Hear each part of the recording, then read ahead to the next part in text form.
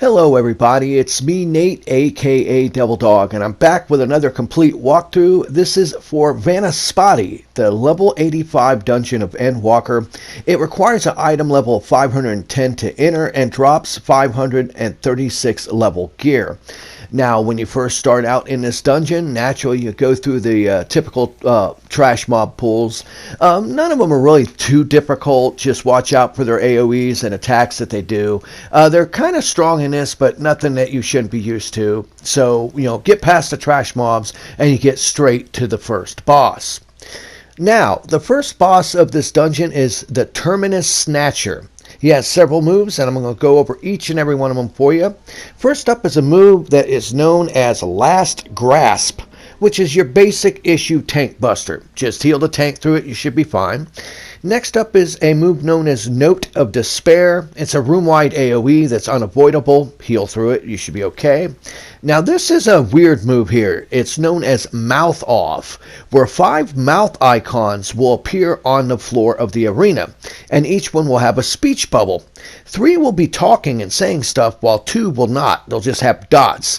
Now what you want to do is get to the ones that are not talking, that just have the dots, because after a little bit, the ones that are talking will blow up and have big AoEs you'll have to avoid, or you'll take a good amount of damage.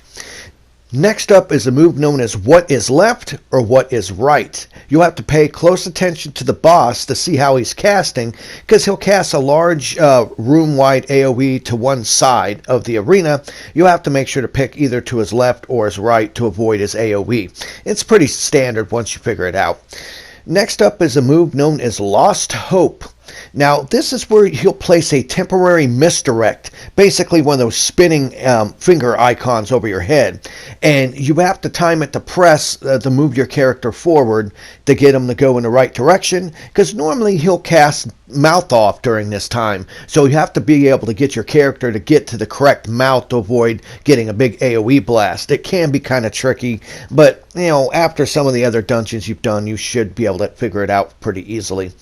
Now, the last move this boss does is known as Wallow, where all players get a red marker over top of them. And what you want to do is just spread out to avoid overlapping the AoEs. Now, keep in mind, he likes to do a combo of Wallow and combining it either with What is Left or Right or Mouth Off. So you'll have to deal with not only not stacking your AoE markers with other players, but also avoiding, like if he does What is Left or Right, the wrong side, he's going to do the AoE blast, or to be able to get on the near the right mouth to avoid taking the AoE blast from when the mouths explode. But these are basically all the moves of the Terminus Snatcher. You should be able to beat him and get on to the next set of trash mobs. Now, for the next set of trash mobs, once again, they're not really too difficult. Some of them are rather heavy-hitting, but you should be able to do some decent pulls as long as you got a good group and you can burn them down. No real things to worry about here, no new special mechanics other than everything that you're already used to. But let's go on and get right on to the next boss. Your next boss of this dungeon is against the Terminus Wrecker. This guy's got a pretty good amount of different moves, so I'll go through each one. First up is Total Wreck. It's basically your tank buster. Next up is a move known as Meaningless Destruction, which is a room-wide AoE. Just heal through it. Next up is something known as Poison Heart. It's your run-of-the-mill stack marker. If you get it, everybody stack and heal through it. You'll be okay. Next up is a move known as Unholy Water, where these 6 water orbs will appear on the outside of the arena. And he'll like to mix this up with this next move, which is known as Ether Siphon, where either he will draw in fire or water, casting one of the following moves. Either he'll hit something known as Ether Spray Fire.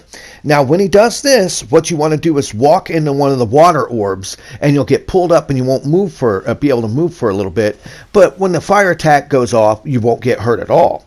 Next up is a move known as Ether Spray Water, and this is a water knockback. So what you want to do is make sure to stand in a certain area so when you get the knockback, it doesn't knock you in one of the orbs or outside the arena. As long as you do that, you should be fine. That's really the only moves that the Terminus Wrecker does, and you'll be on to your third and final set of trash mobs.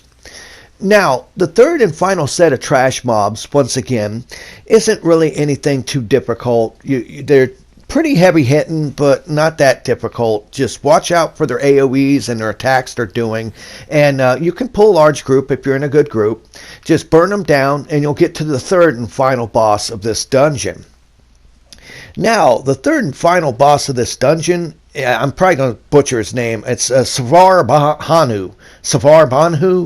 I'm just going to call him Subaru. Okay, we're calling this guy Subaru.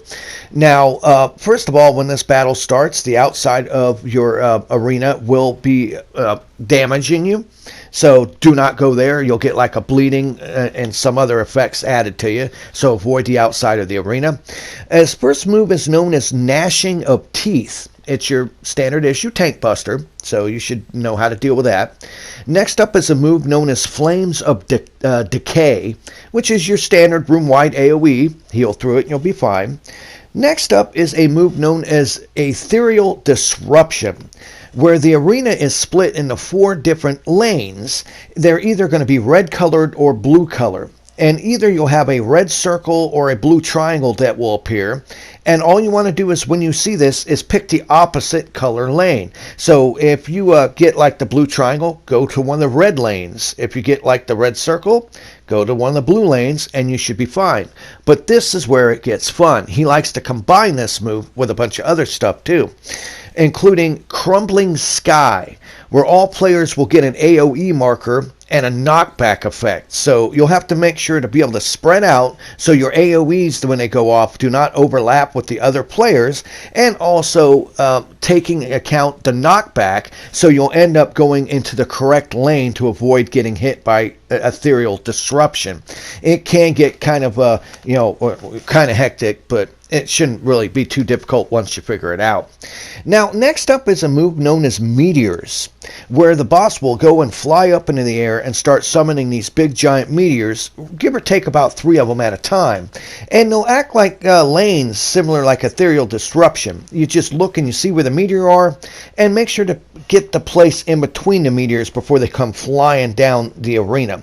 Now, keep in mind, during this, he likes to add circular AoEs onto you as well that will appear around the arena. So not only are you having to deal with these random circular AoEs, but you also still have to find the best path, the lane, to avoid these meteors hitting you.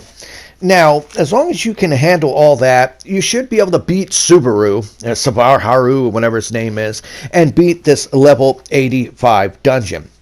This was Nate, aka Devil Dog. I want to thank each and every one of you for watching these videos. I want to thank everybody who leaves their comments. It's gratefully appreciative.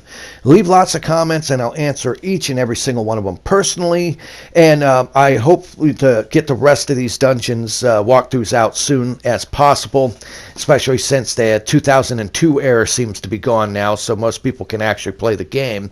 But remember, I always end my videos by saying, have fun, play hard, and remember, people, the devil is in the details. Peace out until next time.